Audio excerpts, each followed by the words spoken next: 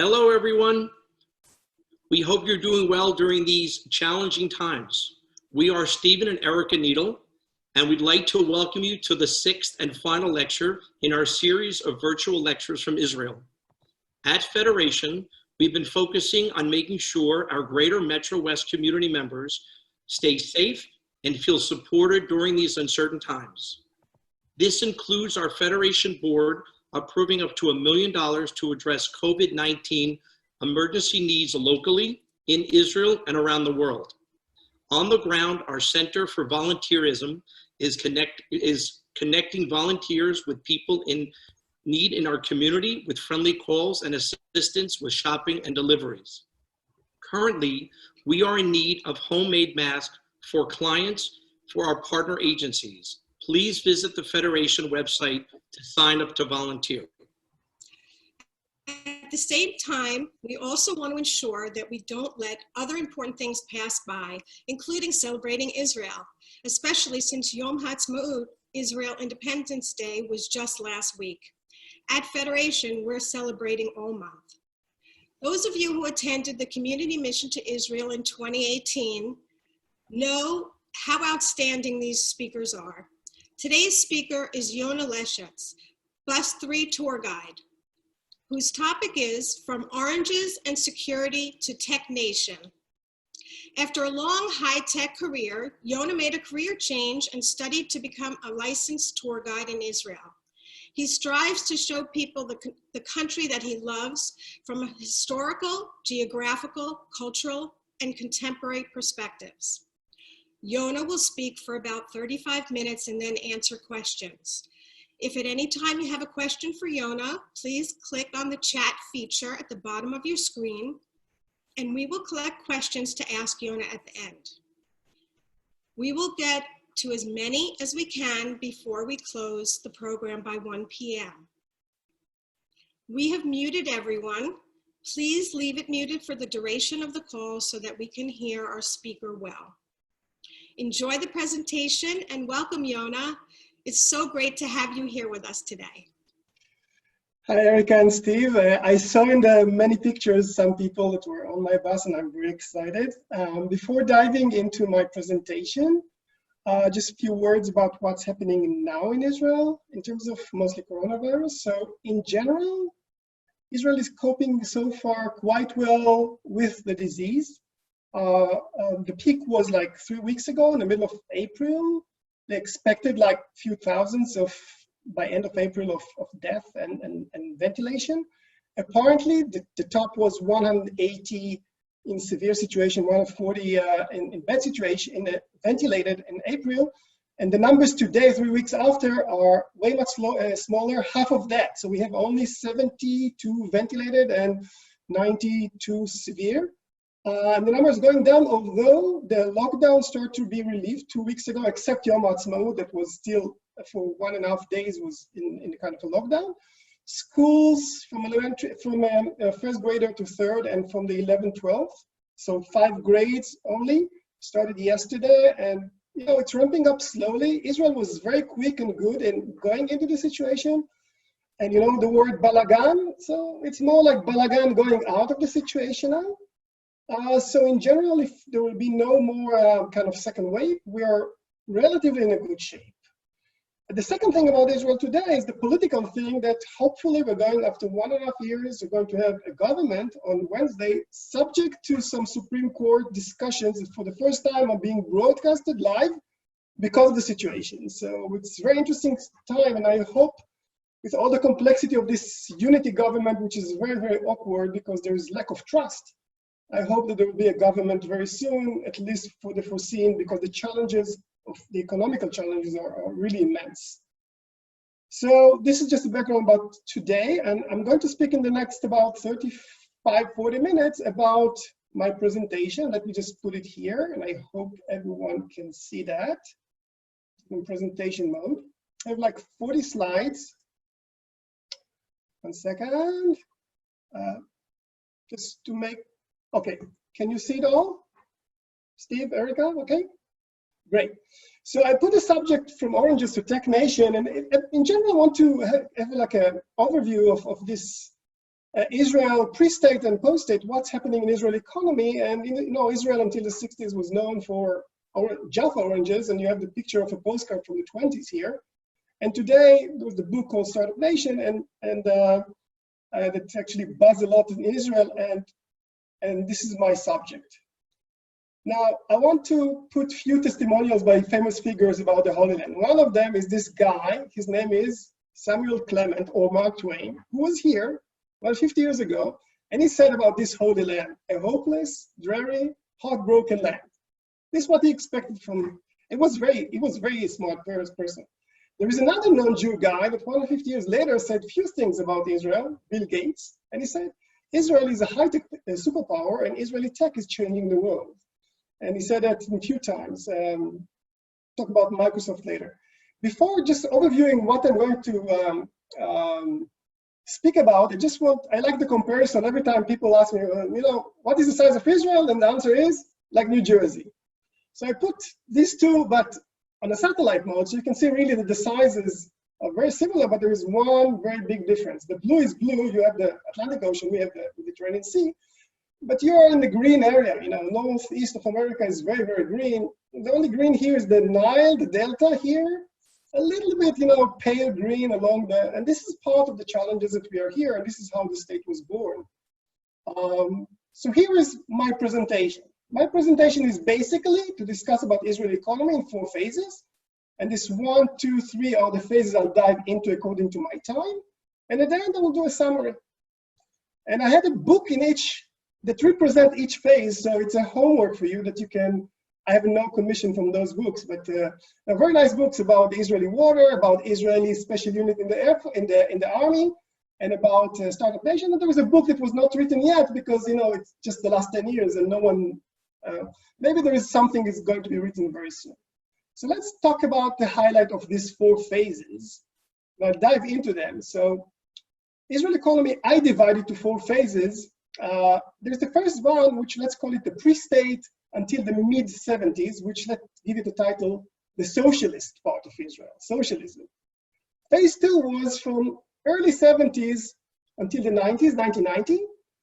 You can call it the last 2 decades in terms of economics, or seeds for change, because the next phase, phase 3, which is from 1990 until 2010, this is Startup Nation. The book Startup Nation just was published in 2009. And this represents Israel changing from socialism into, let's call it, mild capitalism. Now, I added phase 4 because I think Israel is growing up, and Israel, startups, you can see much more scale up and much more big things happening here. But also because it fits my history, and this is my introduction. This is my personal story here. My phase 1 is matching with my childhood. Phase 2 is matching with my training. Phase 3 is matching with my high-tech career, and phase 4 is my tour guiding career. So my childhood was basically started by both my parents are Holocaust survivors, arrived from Poland, each one different time, met in Israel. And I was born in 1961 with 2 more siblings. I grew up in Haifa, in the Bay Area of Haifa, not in the San Francisco area. And instead of going directly to the army, I went to the Technion. Technion is Israeli, or MIT of Israel. And I studied at the age of 18 to become an electrical engineer, a BSc. And then I went to the army. To which unit? If you read the book Startup Nation, it's all over. It's called 8200. It's very famous today. It's not the only technology unit in the army, but it's the largest and the most famous. And a lot of entrepreneurs came out of that. I served there for 5 years and became a captain. Then I went back, I got married, and I went back to the Technion. I did my master's degree. And then I was just ready in those 2 lost decades to be trained to jumpstart to the phase of my tech career. I joined a small startup that is named DSP Group. By the way, this startup is now in NASDAQ. It was IPO'd in 1993 and still traded for $300 million. And then this startup, DSP Group, spun out another company called DSPC that also went public. But then Intel bought us for a lot of money. I'll show you later.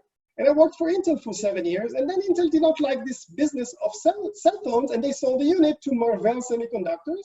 So I worked for Marvell for 3 years, and then I decided towards the age of 50, I had a crisis with myself. I decided to become a tour guide. So I'm a tour guide from 2010 until now, until the coronavirus at the tourism industry. And who knows, hopefully it will resume in September, October. And that's it. So these are the 4 phases. And let me dive now into each one of these phases. I may do some shortcuts because I have like 40 something slides and I want to make sure I'm covering. So phase 1, remember, pre-state, let's say early Zionism until the 70s, the first 20 something years of the state of Israel. Let's dive into that period. So what is this period? The uniqueness of this period is, for the beginning, is people came to settle here. So we found a unique way of settling, founding of a kibbutz, of a moshav. We'll talk about that. The unions became very powerful in Israel. We had the problem of, you saw the satellite picture. We had the problem of water, of agriculture. How do you do that? Oranges is one of the solutions. Aliyah and infrastructure. How do you absorb so many people here? Because early in the 20th century, there was something like 50,000 Jews here. And then today we are like 7 million Jews, including the Arabs and everyone, it's more than 9 million. So we had to develop towns, ports, industries, academia, and of course, security and defense. IDF is a mandatory service and defense industry are very crucial, at least the beginning of the country. So let's go on each one of those and give you a few examples. I know that you cannot speak because you're muted, but I put here a question. Do you recognize this area? It's a kibbutz. By the way, the first kibbutz was established in 1910. This is a kibbutz that was established in 1940. Many of you probably have been there. If you came with your family to a bar mitzvah tour and you went north, you probably have been to the Hula Valley. This is the Hula Valley looking from north to south. And this is a kibbutz known as Kfar Blum. Very popular among many Americans just coming here. Let me just highlight, what is a kibbutz? A kibbutz it's a very unique entrepreneurship of people living together, building in the center. If you see my kind of pointer, building their kids' houses, the culture houses, they live around that as a one chunk, they share everything. Their businesses like the chicken coops and let's say the factory here, the hotel of the kibbutz, which is a business by itself, is here. And all the fields are actually used by the entire kibbutz members. This is what it means to be in a kibbutz. By the way, there are more kibbutz in here. This is a kibbutz called Neot. They do the sandals, the famous sandals. So this is a way to live. But not everyone liked the kibbutz, so spin-off of people who did not like this communism or socialism went to create a moshav. And this is the first moshav, by the way, in 1920. First moshav called Mahalal was created. And this is kind of, don't go all the way to become socialist. Yes, live as a farmers, live together. This one is built like a ring. All the private houses are around the ring. Each one has its own, like it looks like a solar, like a sun, has its own field, can grow whatever he wants. They share a few things, but each one has its own privacy. These two things are entrepreneurs of young socialist Jews that came here and try to fight with the reality here of swamps and desert. And this is, until today, by the way, those two ways of living are still here with a lot of modification, of course, but this is just to give you where I think the beginning of entrepreneurship is actually starting here, not necessarily in business. Now, we have a lot of shortage of resources. When Israel was established in 1948, in 10 years, the population was multiplied by 2.5, because at the beginning of the state, there were 650,000 Jews here. By the end of the 50s, there are 2 million Jews. Where do you put them? You need to have temporary houses. This is called ma'abara. Many of those who arrived here, they came because they were kicked out from Europe, Holocaust survivors, or from North African or Arab countries, because they were Jews fighting because of the war here. So they had to be put in those temporary houses. Where do you get for their food? Because of the socialist kind of nature of the country at the beginning, everything was controlled by the government, including the food.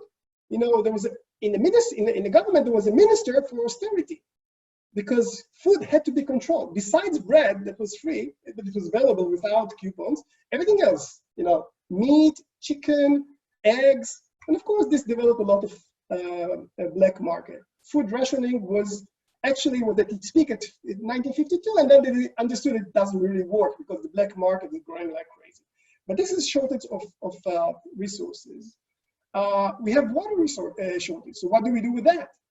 Look, this is the map of Israel. Sorry about the Hebrew, but the main thing here is that if you look at the Sea of Galilee, which is here in the north, in 1964, we opened a big, big project called the National Water Carrier that brought water from the north to the south to irrigate the Negev. This was our main water source, and this is how we could make some agriculture. By the way, today Israel is in a totally different place. If you look at the left side, Israel today has no water problem because all these diamonds along the beach are basically desalination plants.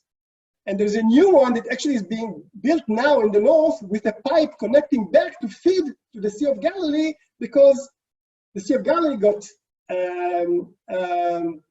empty, although this year it got quite full. So today, most of our water, if let's say if in the 50s, 60s, most of our water had to be taken from natural resources, mostly the Sea of Galilee and aquifers, today, this pie chart that you see here is not even accurate. It's for 3 years ago.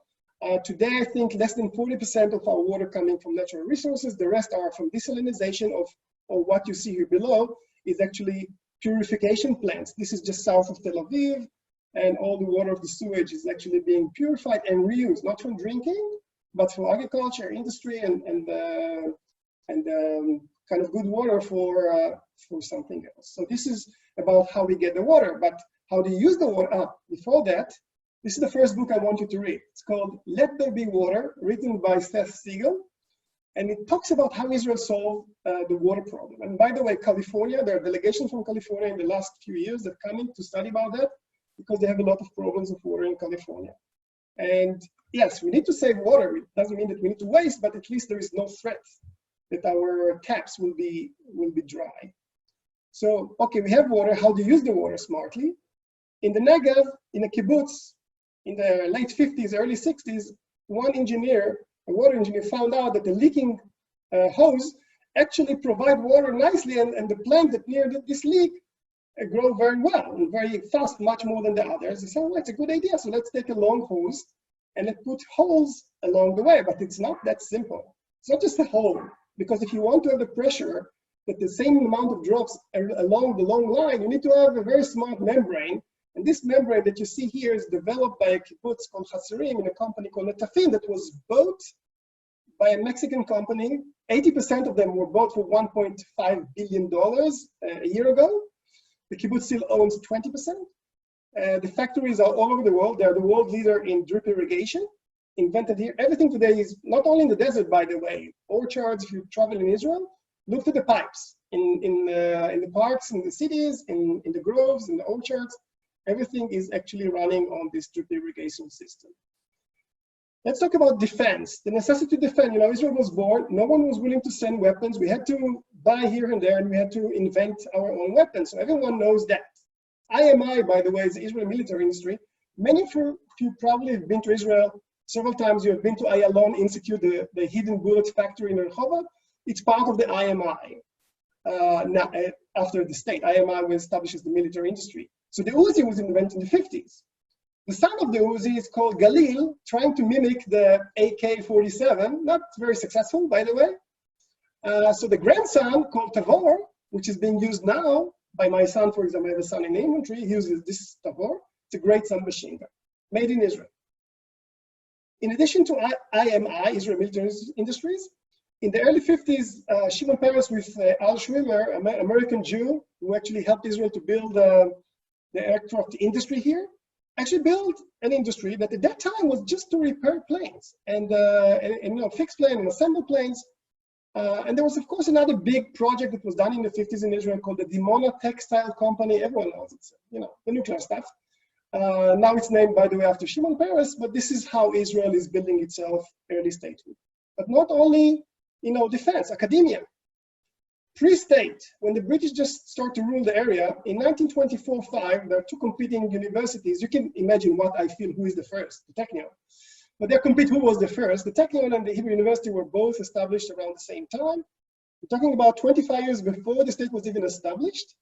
The Technion were mostly for engineering and sciences, and Hebrew University more for more liberal arts and philosophy and Judaism. Both of them, by the way, Albert Heinzen was involved mostly in the Hebrew University, but he was also supporting the Technion.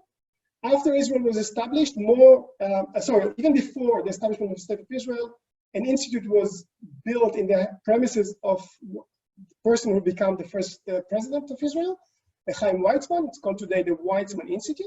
But after the state, more universities were built, the Haifa universities, Tel Aviv and Bar Ilan in Tel Aviv area, and of course in the south, in the Negev, the Ben Gurion University.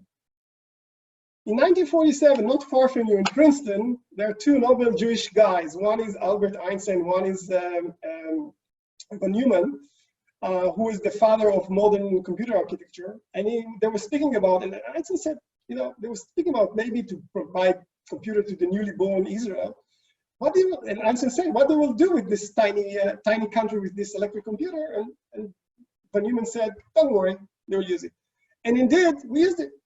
In 1954, the first Zionist computer called the Wayzak was assembled.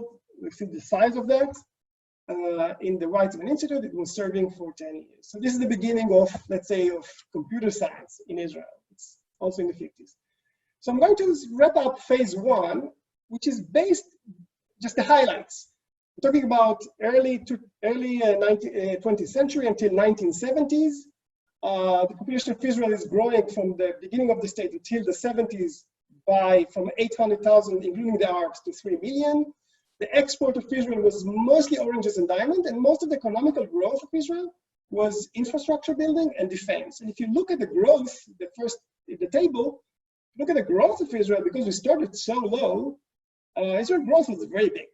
Although it's per capita, and the capita number multiplied by 3.5, so you imagine how the GDP grew very much. So it was 5.41 growth a year per capita compared to USA and China. You can see here. I'll show you the number in the next phases. So this is the first phase, okay? The beginning, socialism. So let's go back to the picture, the full picture. Let's dive now into phase two, which is this one. Okay, and phase two is from 1970s early to 1990. Security and defense, this is the Yom Kippur War and the global oil crisis. More necessity or feeling of necessity of that we need to be self-sufficient in army supply because we lacked of that during the Yom Kippur War.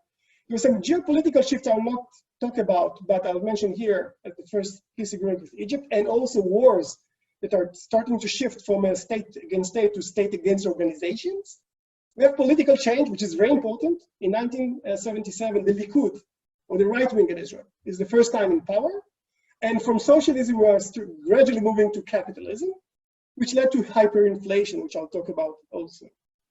So let's dive in.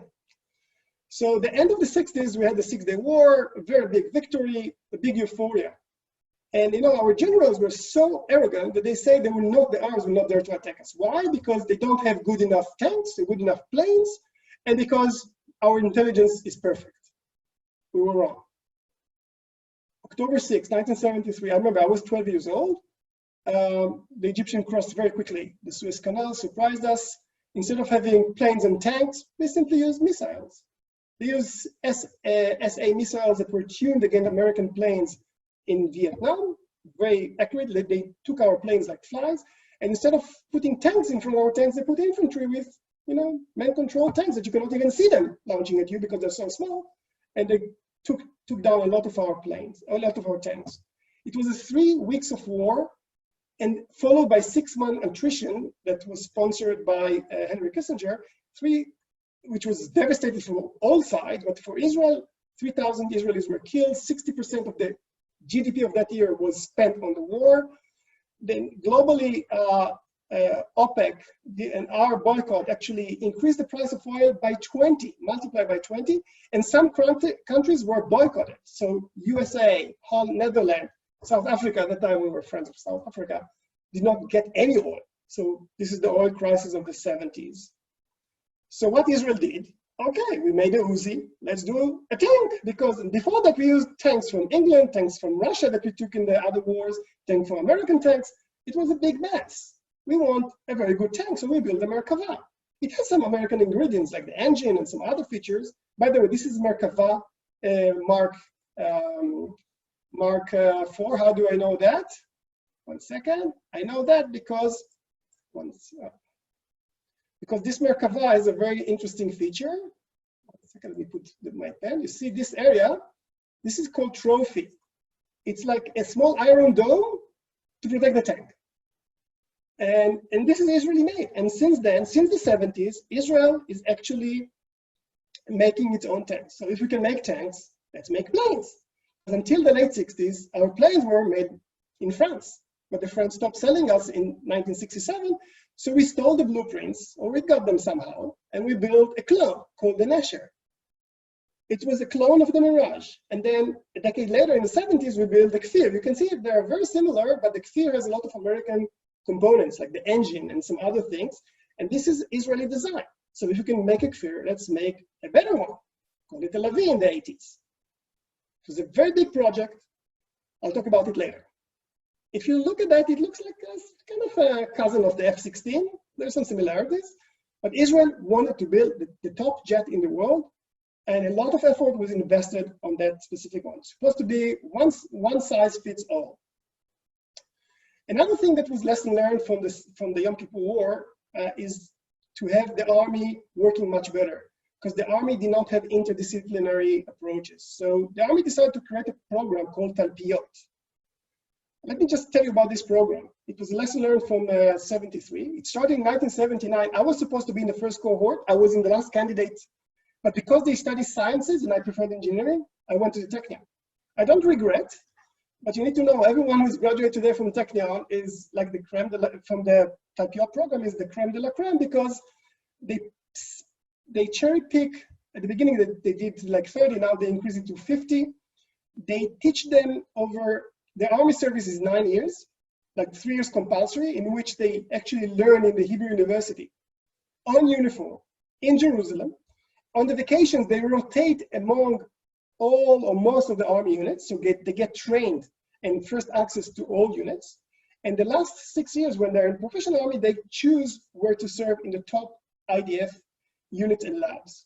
For example, if you heard about the tunnels, and suddenly the tunnels, no one speaks about them because it looks like we know how to detect tunnels. Most of the brains to overcoming the tunnel threat was probably taken from those graduates from here. So Talpiot was an amazing story that until today, there are 1,500 Talpiot alumni in the last 40 years, and they are leading in Israeli academia. Most of them already retired from the army, but also in technology of today. And this is the book I bumped into recently, and it was written by Jason, don't see the name here. I didn't read it, but it's talking about this Talpiot program, which is an amazing story. I encourage you to read it. By the way, this is not the only army program. If you go, you can see that the IDF actually replicated and built another few programs. If you heard about Atidim, I know that federations are helping Atidim, because Atidim is a pre-army academic program for talent from Israeli periphery. And I know that many NGOs and American philanthropy also involved in that, because this is to bring people from talent that are not exposed to people from Tel Aviv to the first top school, so they can be funded and get help in order to succeed in the army later on while studying in academia. R&D centers, in this period, we are still in phase 2. In 1972, IBM opened the first R&D center in Israel. But I told you that I was working in Intel. Intel started their operation in Israel in 1974. This guy that looks like a guru from India, Dov Fruman, did his BS in Technion and then MS and PhD in Berkeley. And he finished in 1969, just when Intel just started a few months before, and joined Intel. And he invented something called EPROM, which is reprogrammable solid-state memory. And then he wanted to come back to Israel, and they didn't want to lose him. So okay, open office in Haifa. At that time, only in Haifa you can study engineering. So he opened a small office, 5 people in Haifa in 1974. Then 10 years later, he convinced Intel to open a factory, a fab in Jerusalem. Then this design team actually took lead in developing the most sophisticated CPUs of Intel. And then in 1999, they bought the company I worked for, DSPC, for $1.6 billion. I was not one of the founders, but no complaints. And then they did a lot, and I'll tell you how much a lot later on. But in 46 years of Intel, for one employee, they have 13,000 employees, and now they just bought yesterday another company of another few hundred employees for $1 billion. So Intel is the biggest international R&D, international conglomerate that actually is operating in Israel, 12% of their workforce, and a lot of their R&D. So you can say that Israel is inside Intel or not. Intel is inside Israel. But this period, we had a lot of economical turmoil. Why? Because the Yom Kippur War was a big hit on Israeli morale, Israeli economy. The change of politics from socialism to capitalism was done in a very, very quick way. So bank stocks were actually in a big crisis in the early 80s. kibbutz economics were failing in the moshav, they had to be bailed out by the government. This is the inflation rate of Israel from the 60s to now. You can see what happened in the 70s that I highlighted in red. This was incredible. I remember that. I was in the army back then. 400% in 1985. A year. It means that the money that you earn in the beginning of the year, its value at the end of the year is 20%. You cannot work like that. In order to get out of this situation, we had to have a unity government. So the previous unity government, before the one that is being assembled these days, was done back then in order to stop this huge inflation. So the end of the 80s, there are two big major things. One, this project of the Levy was canceled. A lot of pressure by your administration because this was a potential competitor to Israel. And another global cancellation is the Iron Curtain. And this was the end of this phase 2. And what happened in phase 2? Just look at the table at the bottom. The table at the bottom shows that on the phase 2, the growth of Israel, although we didn't grow so much in population, the growth per capita per year is only 1.5%. Means really not doing very well. Compared to USA keeping the same, and China is growing, okay? You can see it here. So let's go now to Startup Nation, phase 3. Again, we have some global shifts that, luckily there is technology, PC era, internet, cell phones are just to start. The collapse of the Soviet Union brought us a lot of human capital. Some of this human capital arrived with the Aliyah, we'll talk about that. And some of that because we canceled the huge project. 7,000, the most talented engineers of Israel in avionics, electronics, mechanics, computers, of working on that huge jet were laid off with a lot of money to compensate it. They had to start something, okay? And then we had a very good government intervention at that time called the Yozmat program that actually gave the right kick in the right time at the right amount. And of course, we had some geopolitical changes, but this lecture is not about that. Again, the book that actually represents this 20 years from 1990 to 2010 is the book, probably many of you read it, called Startup Nation, written by 2 American journalists, Dan Senior and Solsinger and Dan Senior. And this is the global information revolution, talking about in the 80s computers, and then 90s cell phones and internet, and then smartphones in 2010. What is next? And the big next one is AI. Everyone talking about AI now, artificial intelligence, and the 5G, because this is going to change a lot. And we are just in the beginning of that one. So this is how we are very well tuned. And I go back to here, talking about the 90s, we are really set for this internet revolution. The fall of the Iron Curtain actually brings in 1 decade, 1 million olim. It's 20% increase of Israel population. Again, housing, again, going to temporary housing, because how can you absorb so many in so short time? But there are a lot of opportunities here. Highly educated Aliyah, a lot of engineers, a lot of doctors, not necessarily what we want, but you can do adaptations, and culturally rich. So this is one good benefit of that. Academics, I talked about universities. Until the 90s, we didn't have colleges in Israel, but now we have more than 60 colleges. The most famous one is IDC. I assume that some of you heard about that, visited, or have kids that want to study there a semester or full degree. It's a very prestigious kind of Ivy League. And one new university that actually became out of a college in Samaria called the Ariel University. So increasing of the academics, this is the map of that. The government introducing 2 main programs. One is the incubator program, because there's so many people coming here with a lot of talent out of the cancellation of the Levy and out of the immigration, the Aliyah. So the government is actually giving, in the periphery, putting a lot of programs called Incubator to give mentoring money and place to, after of course filtering, to people to do, and the government used to run those incubators. They understood that the government are not very efficient, so at some point they handed over as licenses, and today there are 20 licenses for 8 years that mostly located in periphery. Each one of those licenses is actually a company that is sponsored by a firm, a corporate or investment firm. The government put most of the money in every company selected to be in this incubator, like 85% without taking any equities. Just if you succeed, you give the money back as a loan. If you fail, it was a grant. And those corporates that are running those incubators, they need to pay the 15% and the running expenses of operation. but they also get equities. But the main thing they get early look at what's happening next. And this is why they want it there. There is food and by the way, in medical devices, half of these 20 are in medical devices, by the way. You can go put here a website. This presentation, I believe that you can get. There are a lot of links here. You can go on those links and follow up about this incubator program. Venture capital. In Hebrew, I put it here the Hebrew. In English, you say venture capital. It's actually an adventure. In Hebrew, we say hon sikun. Hon is capital. Sikun is risky. It's a Jewish thing. Don't put money on a risky thing. So this, we didn't have any venture capitalism in Israel in the 90s. So the government started it by taking $100 million, giving it to 10 new investment funds run by Israeli Investors Bank and foreign VCs. The government participated in 40% in every single investment that those did. And again, they took no equities and just get the loan back if they succeeded. They got all the money back after 10 years, and they're not running it anymore because look what the impact 10 years later. The amount of VCs operating in Israel today are about 100. 70% of them are Israelis. 30% are actually branches of American VCs. And in 1 decade, the amount of money spent in Israel on venture capital rose by 60 times to 3 billion, and it's much higher now.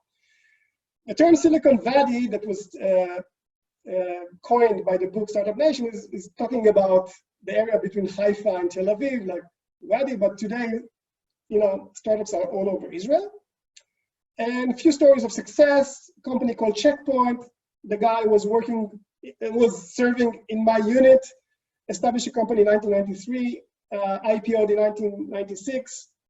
He runs it until today, and it's listed in NASDAQ in valuation of $15 billion. They invented firewall. Another opposite example, Mirabilis, ICQ, if you remember, first messaging system. They just started like few kids in 1996, and they did an exit in 1998 for $400 million to AOL. M-System, Disk on Key, or flash drive, was started in 1989, 1990, IPO'd also, and they had a merger and acquisition in 2006 by SanDisk for $1.6 billion, so they're part of SanDisk, and today it's part of, I think, I forgot the name, Western Digital, and Shopping.com, that was also, it's a software company, also established in late 90s, IPO'd, merger and acquisition for $630 billion, bought by eBay.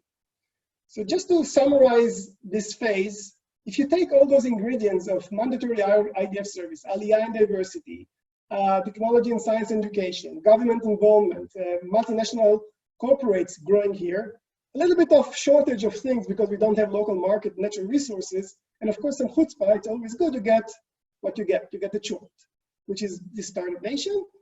But if you look at the result, the economical result of these 2 decades are not very impressive. We didn't go back to 5%.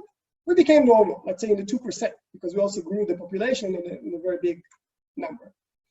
So let's talk about the book that was not written yet, which is, and this is my last 7 minutes. So we have recently in this last decade, big discoveries of natural gas. We had the issues of security and defense, Iran and cyber. I'll not talk about that. The global changes, which are the trade wars. I'll talk mostly about maturity, about multinational corporates, serial entrepreneurs, Israeli unicorns, etc. If you want to understand about Israeli high-tech and technology, go to this website. It's called The Finder by Startup Nation Central. It's an NGO started by the book by Paul Singer, which actually maps all the information about Israeli startups. So today, according to a few days ago, there were 6,527 startups. You can see the number of investors. It changed almost by the day. So this is where you can get the information. These are the numbers of how many multinational corporates are in Israel. You can see it was quite flat in the 2050, and now whoops, everyone is coming to Israel. In the last years, a lot of Chinese, Japanese, Korean, and Taiwanese companies are also coming and opening here R&D centers. If you look at the last largest tech exit in Israel in the last 20 years, and it's a big list, you can see that the first bucket, and DSPC is the company I worked, it's the first largest exit in Israel, bought by Intel. It's the days of the bubble. And then there's a quite quiet, except these 2 exits in 2006, but those companies were established early 90s. And then we have a lot of exits now. And by the way, in the last 10 years, 587 exit deals were done on Israeli companies with a valuation of $17 billion. The largest is Mobileye, you can see it here, bought by Intel 3 years ago for $15.3 billion. And I was just, yesterday I saw this, which is Intel talks to buy Israeli Movit public transit app. This is from yesterday, from May 20. So Intel, I think maybe it's the fourth or fifth acquisition of Intel in Israel for more than $1 billion. Increased investments. You can see the graph of investments, and this is not exits. These are investments in companies that are still not public. So you can see how the investments in the last 10 years are growing, and the last year was more than $9 billion dollars were invested. You can see it here. Unicorns. Unicorns are private company value for more than $1 billion. There are 540 unicorns in the world. In Israel, 9 were added in last year. So we have 20. Per capita, we are the largest in the world. You can see here a few names if you know them, like Monday.com, AppsLayer. Many of them are in software, but not only. Some of them are chip design, some of them are equipment. These are the areas, the hot areas that are being growing in the last 3 years, like AI. You can see the size. This is the size of how many companies, more than 800 new companies in AI and 100% more investments. You can see the investments are in fintech, food tech, cyber technology, ag tech, digital health, medical devices. I was working in communication. You can see that the numbers are growing down because communication is becoming like commodity. So things are moving to different areas. And future direction. 4 months ago, I was guiding an MBA group from Shanghai International Business School, and we met Saul Singer, and they asked me, what book you're going to write after the book Star of Nation? I'm not going to write a book. I'm going to write about future directions. And he spoke about 3 future directions. One is reinventing health. Second is reinventing education. And third, reinventing cities, because these are the main challenges of people. And I found it so amazingly that the Corona era actually certainly gives big boost to those areas of education, of health, and how do you run a city in such a situation. So this is my presentation. I want one last slide to summarize everything. Look, Israel has a lot of contemporary way to reconnect in modern era. You can come here, or your kids can come here to study. There are many Masa programs, Israel Onward, semester abroad. Many are coming now to do entrepreneurship programs in many universities. You can invest. I talked about a lot of VCs here on crowdfunding. If you heard about our crowd or iAngels, they do even for small money. Work here. You know, when I was working in the tech, most of the relocation were Israeli going to Silicon Valley.